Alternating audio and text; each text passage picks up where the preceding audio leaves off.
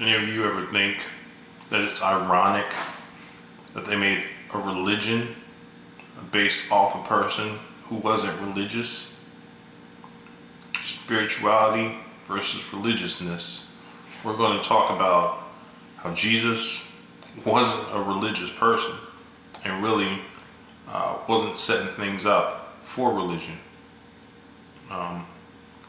So we're going to roll the introduction and we're going to get into it.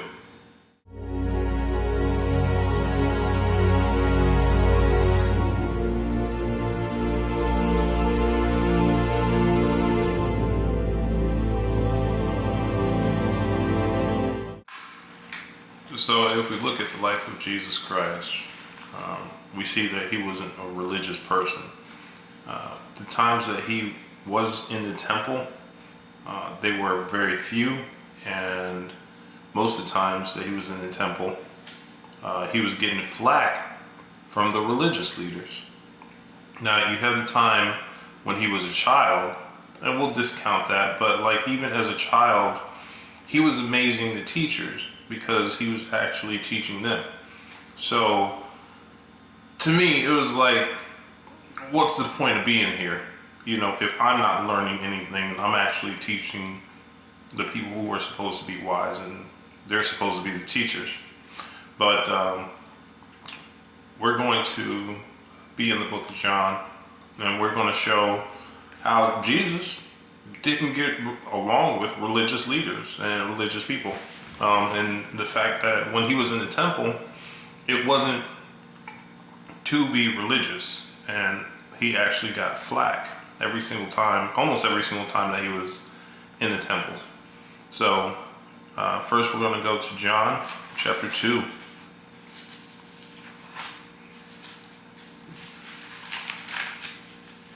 I was already in John chapter 2, verse 13 through 23, and I'm not going to read the whole thing, but this is basically where Jesus clears the temple because of the tables and how they were selling within the temple. So he makes the whip and he basically destroys everything.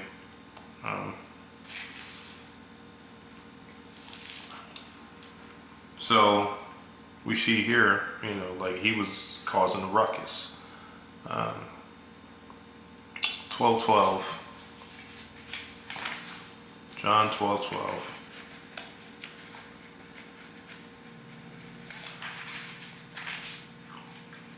So John 12:12 says, the next day, the great crowd that had come for the festival was held at the temple, heard that Jesus was on his way to Jerusalem. Okay, so everybody comes, they surround him, and so the Pharisees are getting salty about it. And if you skip down to 18 and 19, it says, many people, because they had heard that he had performed this sign, went out to meet him. So the Pharisees said to one another, see, this is getting us nowhere. Look how the whole world has gone after him. Okay? Religious people, they hated him because he was revolutionizing things and he was teaching people how to benefit themselves so that they wouldn't need religion or the religious leaders. John chapter 5:14.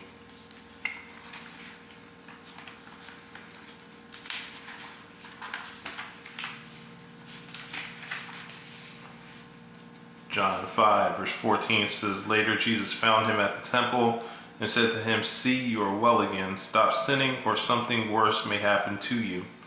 And then in 15 it says, the man went away and told the Jewish leaders that it was Jesus who had made him well. And then this was the man at the healing pool. And then, of course, the Pharisees come and they talk smack about him doing something on the Sabbath. Okay? So, and then you had John chapter 10.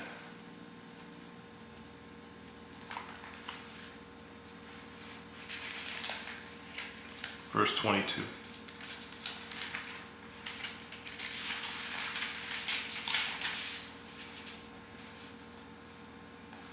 says, then came the festival of dedication at Jerusalem. It was winter, and Jesus was in the temple courts, walking in Solomon's colonnade. Okay, so this was during a festival. It was something that everybody did. But, whenever we see Jesus, he's usually, walking somewhere, preaching outside in somebody's house. Very rarely was he in the temple. We think that, many people today think that going to church is going to save them. They need to be in church all the time. But even though we can find good people in church, or we can get tidbits of knowledge within church, being religious and going through those motions isn't going to save us. It isn't what Jesus focused on,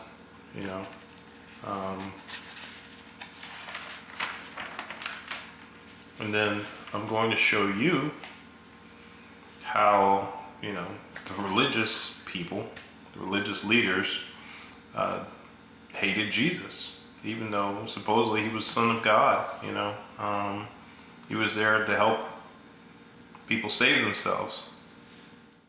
So these scriptures that, I'm pointing out is basically showing you that Jesus rivaled the religious leaders. The first scripture is in Matthew chapter 12, 1 through 37. I'm not reading the whole thing. I'm just going to break it down for you. And you can read it yourself, which is actually better. But that is where, Jesus and the disciples were going through the grain fields, and they were collecting grain. And the religious leaders had a problem with that because they said you were doing work on the Sabbath, and they were just trying to eat. The latter part was where Jesus healed the possessed man, and the Pharisees and Sadducees were trying to tell people that Jesus was doing that through the power of the devil. So Jesus is just like, how is the devil going to, banish the devil? Because the house turned against itself is not going to stand. Okay, so let's see, you have Mark.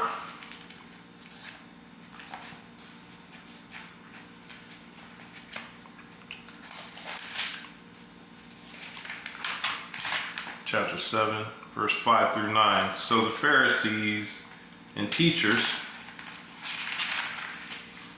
of the law asked Jesus, why don't your disciples live according to the tradition of the elders instead of eating their food with defiled hands?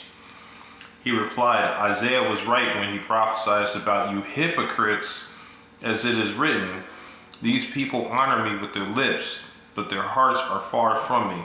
They worship me in vain. Their teachings are merely human rules. You have let go of the commands of God and are holding on to human traditions. And he continued, you have a fine way of setting aside the commands of God in order to observe your own traditions. Okay, so basically Jesus was pointing out that, religious people are creating rules that are not necessary, and they're not really focused on serving God. Got another scripture, that's Matthew 3:7.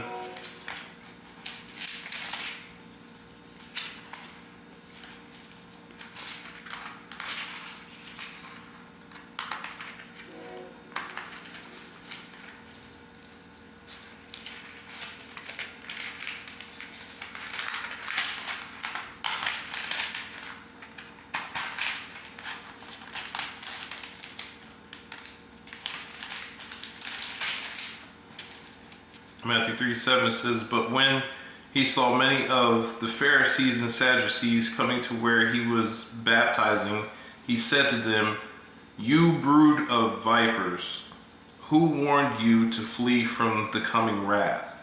Okay, so,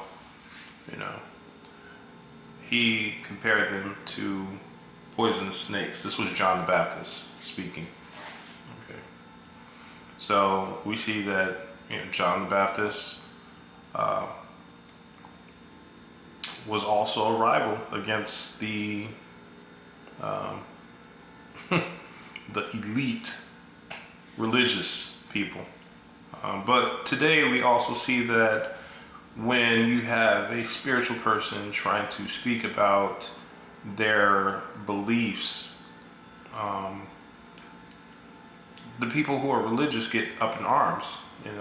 If it doesn't fit within the parameters of their programming, they tend to get violent, upset, they glitch out.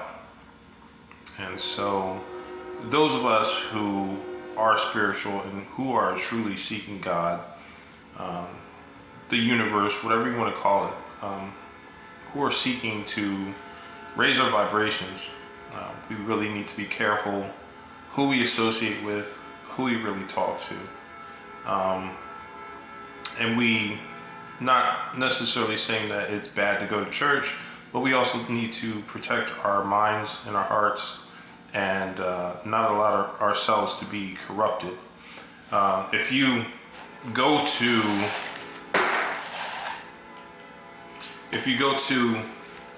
the Apocrypha, like not necessarily the Apocrypha, but there's the Essene Gospel of Peace, okay, which of course is not canon because it goes against the idea and the what religion wants. There Jesus says, seek not the law in your scriptures. He says that the scriptures is dead, and he says that you can find the law in everything that is living, including especially within yourself. So you have to go in and seek it in yourself. And he says, I truly tell you, scripture is the work of man. Okay? So, not necessarily saying that we can't get truth from the scriptures, because I can use the scriptures and I can tell you that, there are a lot of spiritual ideas in here, but, it's been heavily coded so that only people who have that spiritual experience or that training to see through that coding are going to benefit from it. Now, there's a scripture in Hebrews that backs up what Jesus said in the Essene Book of Peace.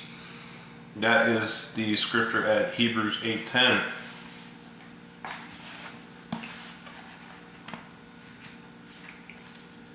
Let me get there.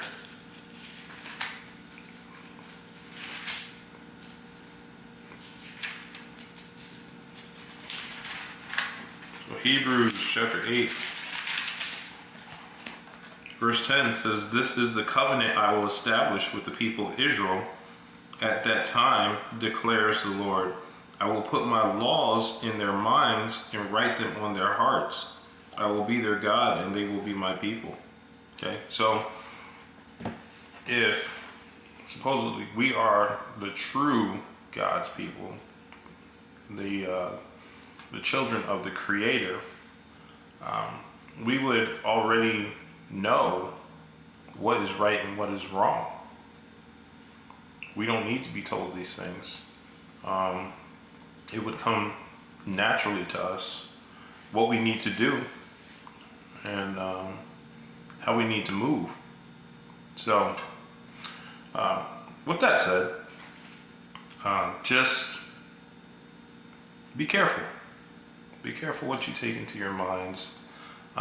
Be careful not to get trapped in that religious mentality or to think that religion is going to save you, because apparently it's not. If you look at religion today, there's a lot of corruption within it, from the top on down. So, if you happen to enjoy the channel, if you happen to enjoy the topics that I talk about, feel free to leave a comment.